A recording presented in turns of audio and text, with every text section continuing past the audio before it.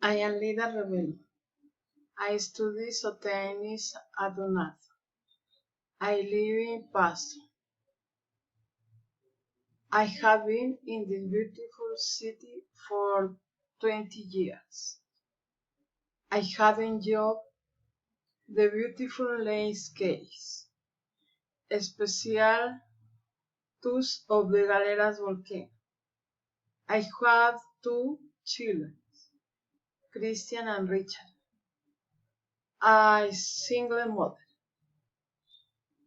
I work on a farm, San Jose.